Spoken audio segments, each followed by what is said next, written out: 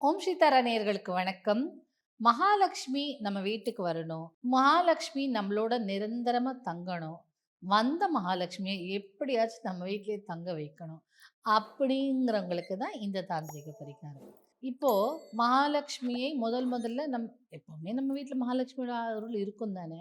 So மகாலட்சுமியின் முதல்ல அந்த அருளை பெறுறதுக்கு நம்ம என்ன பண்ண போறோம்னா, தேர்ஸ்டே வியாழக்கிழமை அன்று குருஹோரை இல்ல சுக்கிரஹோரை. இந்த 2 ஹோரையில ஏதாவது ஒண்ணு எடுத்துக்கோங்க. சுக்கிரஹோரை எடுத்துட்டா நல்ல சிறப்பு. இல்ல குரு நாளுங்கிறதுனால குருஹோரை எடுத்தாலும் சிறப்பு தான். அப்போ என்ன பண்ணுங்க, வாழை மரத்துக்கு போயி நீர் ஊற்றி நெய் விளக்கு ஒரு அகல் விளக்கா இருந்தாலும் பரவால்ல. அந்த அகல் விளக்குல நெய் ஊற்றி விளக்கேற்றி, "மகாலட்சுமி எங்க வீட்டுக்கு வாம்மா" அப்படின்னு வேண்டிக்கிட்டு நீங்க வரலாம். ஒரு க இந்த தாந்திரிக பரிகாரம் வந்து ஒரு நாள் தேர்ஸ்டே பண்ணிட்ட பிறகு, அதுக்கப்புறம் தினமுமே நீங்க என்ன பண்ணுங்க, வாழை மரத்துக்கு போய் ஒரு சொம்பு நீர் ஊத்திட்டு, ஒரு அந்த அகல் விளக்குல மஞ்சள் குங்குமம் இட்டு, நெய் ஊற்றி, அ நார்மல் திரியே போடலாம். பஞ்சு திரியே போடலாம். திரி போட்டு விளக்கேற்றிட்டு வேண்டிட்டு வரலாம். இப்படி பண்ணும்போது மகாலட்சுமி நிரந்தரமாக நம் வீட்டிலேயே நம்முடனேயே தங்குவார்.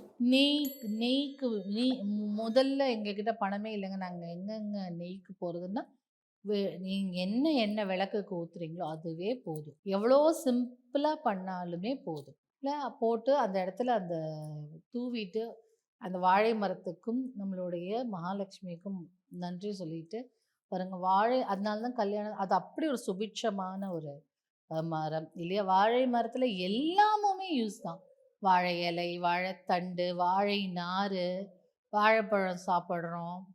அந்த அப்படியே கன்று வந்துட்டே இருக்கும் இல்லையா? குட்டி போட்டுட்டு. அப்போ அந்த வாழை மரம் வந்து அத்தன சுபிட்சமான ஒரு மரம்.